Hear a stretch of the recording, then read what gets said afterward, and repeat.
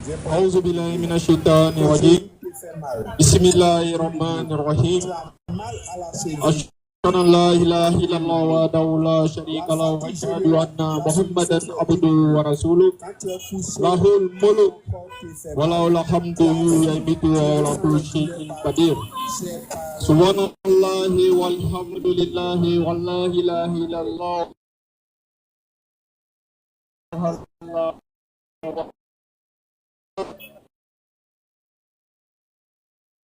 حول ولا قوة إلا بالله العلي العظيم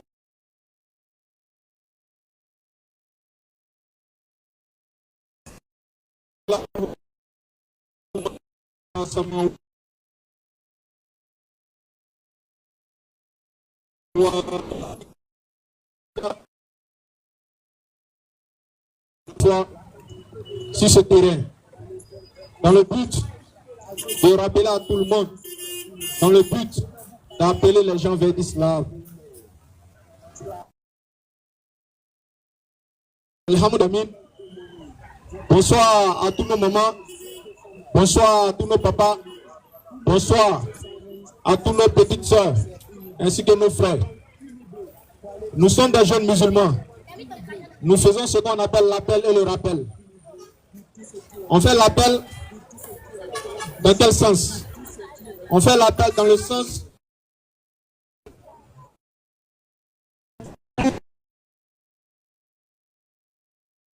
il y a encore des personnes qui n'ont pas encore accepté l'islam.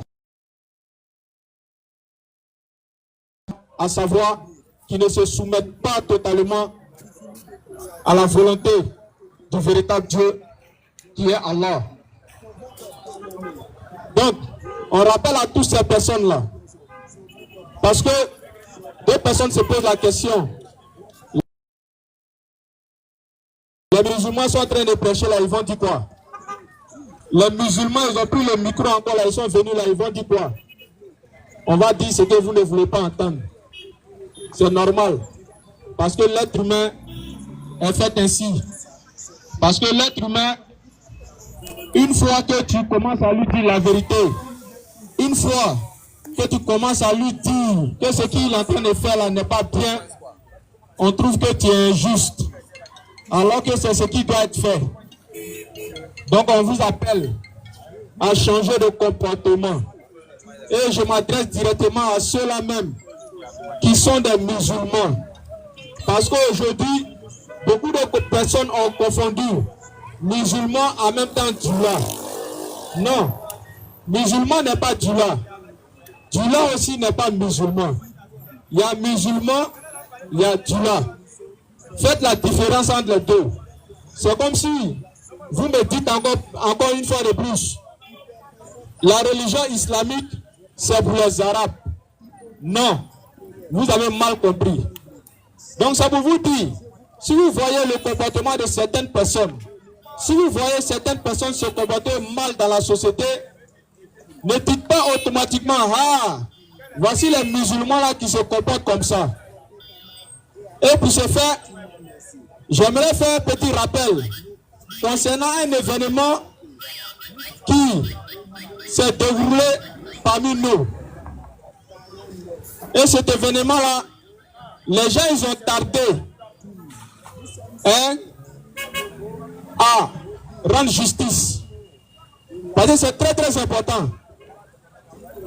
On a un de nos frères qui se trouve en France, qui par la grâce d'Allah, parce que tout est la volonté d'Allah. Je ne sais pas si je pourrais dire malheureusement parce que ce frère-là, il a été touché d'une manière qu'on ne peut pas imaginer. Heureusement, parce que ce frère-là, il est mort tout en étant soumis, tout en étant celui-là qui était sur le chemin d'Allah, tout en étant celui-là qui faisait la volonté de Allah. Allah subhanahu wa ta'ala permet à nous tous de pouvoir finir notre vie sur le chemin de Allah. Ce frère-là, il était dans sa mosquée. Il était au service d'Allah. Il faisait tout ce que Allah lui demande. Il était même le mieux même de la mosquée. Étant au service de la mosquée, ce frère-là a eu la visite d'une personne qui est rentrée dans la mosquée et qui a dit à ce frère que lui va apprendre à prier. Ce frère, comme étant musulman, comme étant celui-là même qui veut enseigner la religion, comme étant celui-là même qui aime que les gens viennent à la religion d'Allah, chose que nous tous, nous faisons d'ailleurs, ce frère-là se met à apprendre à ce dernier-là à prier. Et alhamdoulilah, lorsque le frère est en train d'apprendre à prier, dès que le frère il est parti en prosternation, dès qu'il a commencé à apprendre à ce monsieur-là comment est-ce qu'il doit pratiquer la religion musulmane, ce frère-là a eu à prendre des coups de couteau dans son dos. Étant dans la meilleure des positions, étant dans cette position-là, qui n'est autre que être soumis à Allah. Donc voici comment est-ce que notre frère Aboubakar a perdu la vie. Il était en train de montrer à ce frère-là comment est-ce qu'on fait pour adorer Allah. Et ce frère avait l'intention malsaine qu'il avait à ôter la vie à notre frère Aboubakar. qu'Allah accueille notre frère Aboubakar dans son paradis. Parce qu'il est mort de la plus belle des manières. Il est mort étant sur le chemin d'Allah. Il est mort en étant prosterné. Allahu Akbar. Voici comment est-ce que notre frère Aboubakar a perdu la vie. Et ces gens-là, vous les connaissez très bien, à savoir les Occidentaux, qui, à chaque fois, cherchent à combattre l'islam. Parce que par tous les moyens, ils veulent combattre l'islam. C'est ce qui a fait que, aujourd'hui là, l'histoire n'a pas commencé à prendre beaucoup d'ampleur en même temps. Les autorités de la France ont réagi très tard. Imaginez un peu le contraire. Si c'était, par exemple, un musulman, si c'était le contraire qui était arrivé, à savoir à un homme musulman, comment est-ce qu'on allait présenter l'islam? Comme d'habitude. Ils ont comparé l'islam au terrorisme, ils ont comparé l'islam à toutes ces choses-là qui ne sont pas bien. Voilà pourquoi nous sommes là pour vous présenter l'islam, pour vous montrer que tous ceux qui sont en train de dire de l'islam là, ce n'est pas vrai. Ils ont comparé l'islam au terrorisme, ce n'est pas vrai. Lisez le Coran, prenez l'enseignement du messager Mohammed sallallahu alayhi wa sallam, parce qu'il est l'excellent des modèles qu'Allah subhanahu wa ta'ala nous a envoyés. Prenez son enseignement, lisez le Coran. Dans tout l'enseignement islamique, vous allez voir que l'islam n'est pas comparé à ce genre de choses-là, quand on met sur l'islam. Parce qu'Allah il nous a prévenu dans le Coran. Allah il dit, ils veulent éteindre avec la bouche la lumière d'Allah. Alors que Allah veut parachever sa lumière en dépit de la version des mécréants. Allah il nous a dit que vous allez entendre des propos désagréables, des propos blasphématoires, des choses même qui vont vous mettre en mal. Allah il dit, soyez endurants dans toutes ces épreuves-là. Soyez endurants dans tout ce que vous allez entendre à l'encontre de l'islam. Parce que c'est Allah même qui fait les choses comme ça. C'est Allah même qui a décidé que les choses soient comme ça. Parce que l'islam, pour son avancement, il faut les attaquer. Il faut qu'on attaque l'islam. Tant qu'on n'attaque pas l'islam là, l'islam ne va pas avancer. Donc c'est comme ça l'islam. Voilà pourquoi Allah dit, en dépit de la version des mécréants, il va faire triompher cette religion-là. En dépit de tout ce qu'ils sont en train de dire contre l'islam, Allah subhanahu wa ta'ala va faire triompher sa voix qu'il a donnée à tous les prophètes. Parce que nous disons que l'islam est la seule religion que tous les prophètes sans exception ont pratiqué. L'islam est la seule voie que Abraham, Moïse, Jacob, Noé, Ismaël, Isaac, Jésus, le messager Mohammed sallallahu alayhi wa sallam. L'islam est la seule religion que ces prophètes-là sont venus présenter. Ces prophètes-là n'ont pas présenté autre religion en dehors de l'islam. Non. Ils ont présenté l'islam. Ils ont présenté l'islam à tous leurs contemporains. Voilà pourquoi le premier messager Mohammed sallallahu alayhi wa sallam, celui-là même que vous devez suivre aujourd'hui. Parce qu'Allah nous fait un rappel dans le Coran. Il dit quoi? Dans la sourate 3, le verset 31. Vas-y frère. Allah il dit, le messager Mohammed sallallahu alayhi wa sallam, dit aux gens, si vous aimez Allah, suivez-moi. Allah vous aimera, ensuite pardonnera vos péchés. Donc pour que vous soyez pardonnés par Allah, pour que vous soyez pardonnés par l'éternel Dieu, il faut que vous suiviez la voie donnée au messager Mohammed sallallahu alayhi wa sallam. Sans ça, vous ne pourrez pas être sauvés. Et c'est pourquoi nous on vous appelle. Parce qu'Allah nous fait un rappel important dans le Coran. Allah dit, soyez musulmans.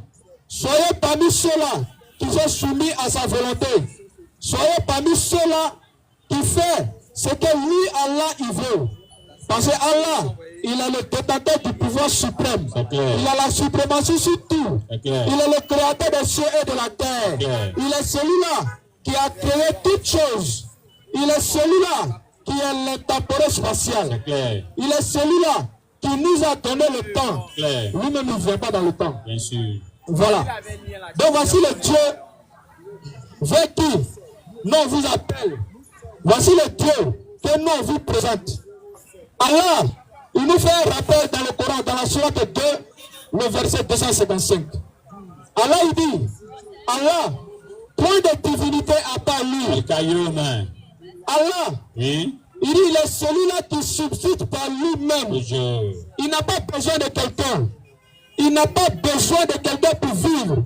Il n'a pas besoin d'avoir un enfant. Il subsiste par lui-même. Il fait ce qu'il veut. Allah, il dit, ni sommeil, ni somnolence ne le saisit. C'est un Dieu qui ne dort pas. Imaginez-vous un peu le vigile qui est devant notre porte se met à dormir. Ça, c'est l'exemple des créatures. Si le vigile qui est là, qui est censé nous protéger, qui est censé assurer notre sécurité, imaginez-vous si le vigile là, il dort. Mais nous, on va faire quoi? Mélanger. Moi, récemment, là, l'année passée, l'année dernière, nous, on était en train de dormir. Les gens sont rentrés et puis ils ont volé tout ce qui est comme appareil chez nous là-bas, c'est-à-dire à savoir notre téléphone. Ils ont pris, on était en train de dormir. Regardez un peu comment est-ce qu'on n'était même pas vigilants. Mais imaginez un peu le Dieu créateur des cieux et de la terre. Imaginez un peu ce Dieu-là, s'il dort. C'est fini. Imaginez un peu, lui, il dort. Et puis nous, en tant que ces créatures, on est là comme ça. Imaginez un peu la pluie là, c'est-à-dire, quand il pleut là, regardez comment est-ce que la pluie commence à inonder les endroits. Regardez comment est-ce que quand le soleil, là, quand ça sort, ça arrive à un certain degré là. Regardez un peu s'il n'y a pas quelqu'un pour contrôler ça. Imaginez un peu si ces créatures-là sont délaissées comme ça. Imaginez un peu un Dieu qui dort. Donc tout Dieu qui dort est un faux Dieu. C'est clair. Nous, on ne peut pas adorer ce type de Dieu-là déjà. C'est clair. Donc Allah nous dit dans le Coran que lui, ni sommeil, ni somnolence ne le saisit. Allah, il ne dort pas. Allah, il nous dit dans le Coran qu'il a créé les cieux et la terre sans connaître la moindre lassitude. Alors il ne se fatigue pas. Il ne dort pas. Parce que pour dormir, il faut être fatigué. Voilà pourquoi l'Éternel Dieu, Allah subhanahu wa ta'ala, il nous a donné ce qu'on appelle le sommeil. Et le sommeil est un repos pour nous. Donc nous, notre Dieu là, Allah subhanahu wa ta'ala, il ne se fatigue pas, il ne dort pas. Et Allah il continue, dans le sens de la tradition du verset, Allah il continue en nous disant, ni sommeil, ni somnolent ne le saisit. Et il ajoute un élément plus important encore dans ce chapitre-là, de la sourate 2, le verset 255. Il dit qu'à lui appartient tout ce qui est dans les cieux et sur la terre. Voici le créateur des cieux et de la terre. Donc, si vous avez un Dieu que vous adorez, qui n'est pas capable de vous dire que lui là, il a créé tant, il a créé tant, il a créé tant, frère, c'est un faux Dieu. C'est clair. Nous, on ne peut pas adorer ce type de Dieu-là. C'est clair. J'ai l'habitude de dire comme ça dans mes prêches. Il dit celui-là même qui a créé le téléphone, qui a créé les appareils que nous utilisons aujourd'hui là. Celui-là même qui a créé ces appareils-là, il a laissé un guide à l'intérieur qu'on appelle le catalogue. Ce catalogue-là nous permet à nous, êtres humains, de pouvoir manipuler ces appareils-là que nous détenons. Donc le Dieu créateur des cieux et de la terre, il nous a donné, nous en tant qu'êtres humains, par la voix de son messager Mohammed sallallahu alayhi wa sallam, il nous a donné un guide. Et ce guide-là, c'est quoi? C'est le Coran. Il nous a donné le Coran et il a montré toutes sortes de preuves dans le Coran. Voilà pourquoi, au travers de ce Coran-là, Allah il fait un rappel et il nous dit qu'il a créé les cieux et la terre. Il nous fait un rappel que toi, en tant que l'homme là, toi, en tant qu'être humain là, c'est lui qui t'a créé. Voici le Dieu créateur des cieux et de la terre. Si Allah, si le Dieu créateur des cieux et de la terre n'arrive pas à nous donner toutes ces identifications qu'il a fait dans sa création là, s'il n'arrive pas à nous démontrer que c'est lui qui m'a créé, que c'est lui qui t'a créé, que c'est lui qui a créé les cieux et la terre, s'il n'arrive pas à faire ça là, il ne peut pas être le véritable Dieu. Il faut qu'il le fasse parce que ça fait partie de sa connaissance, ça fait partie même de ses attributs, c'est à savoir comment on appelle le créateur. Il doit créer. Dieu doit te dire qui t'a créé, qui m'a créé. Voilà pourquoi dans le Coran, lorsque vous prenez les versets du Coran, notamment dans la sourate 23, Allah il va te détailler les étapes de la création de l'homme. Il dit qu'il a commencé la création de l'homme par quoi? Par l'agile. Et quand Allah il dit qu'il a commencé la création de l'homme par l'agile, il parle bel et bien de notre père Adam. Et ensuite, il dit qu'il a utilisé Adam. Et de Adam, il a tiré son épouse. Et ensuite, maintenant, il nous parle maintenant des descendants d'Adam. Et ces descendants d'Adam-là, Allah il dit, il les a créés d'une goutte de sperme. Bien sûr. Donc voici les étapes de la création de l'homme. Voici les étapes. Comment est-ce que Allah il a fait pour créer l'homme? Voici comment est-ce qu'il nous décrit toutes ces étapes-là. Et ça démontre réellement sa grandeur. Ça démontre réellement qu'il est le Dieu créateur des cieux et de la terre. Si vous voyez un Dieu qui peut-être ne manifeste pas sa grandeur, un Dieu qui peut-être ne montre pas sa gloire à ses créatures, frères, il ne peut pas être le véritable Dieu. Okay. Voilà pourquoi Allah nous dit dans le Coran, notamment dans la sourate 22, et suite, Allah subhanahu wa ta'ala nous dit qu'il est celui-là même qui est orgueilleux. Ce matin-là déjà, il y a certains chrétiens qui étaient en train de nous demander comment est-ce que le diable, lui, se présente en tant que l'orgueilleux, alors que Allah nous dit dans le Coran que la demeure des orgueilleux là, c'est l'enfer. Comment est-ce que le diable dit que lui, il est l'orgueilleux? Allah vient nous dire qu'en même temps, lui, il est l'orgueilleux aussi. Donc, lui, compare le Dieu créateur des cieux et de la terre à Allah, subhanallah. Quand on prend la définition de l'orgueil, l'orgueil, c'est celui-là même qui se surestime, ou soit encore qui se présente au-dessus de toute chose. Il demande sa grandeur. Donc, la créature ne peut pas avoir cette caractéristique-là déjà. Non. Parce que la créature n'a rien créé. Alors que Allah, lui, il a créé toutes choses.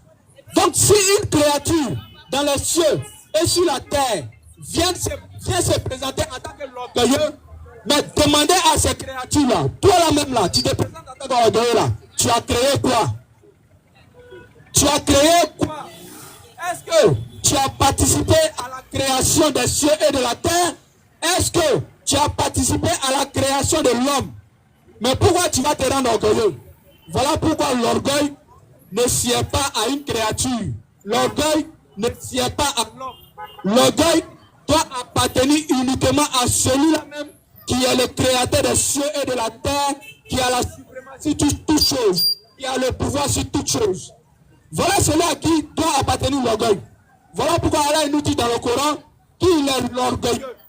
Donc, tout Dieu que vous adorez en dehors d'Allah, qui ne se présente pas comme orgueilleux, dans le sens de Dieu, qui ne se présente pas comme celui-là même qui est au-dessus de tout le monde, frère, ce Dieu-là, nous, on ne peut pas l'adorer. Ça, c'est un Dieu, comme j'ai l'habitude de le dire, ça fait mal à toute personne.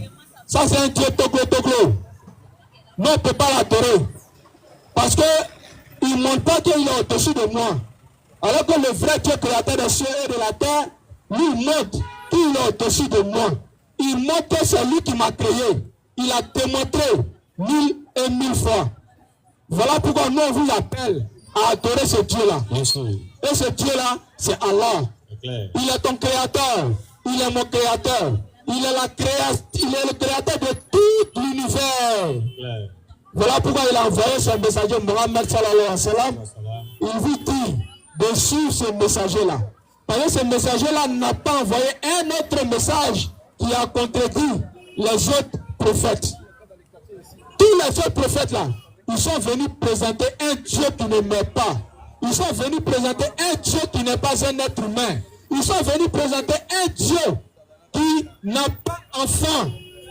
Dieu ne peut pas avoir enfant. Dieu ne peut pas devenir comme un être humain.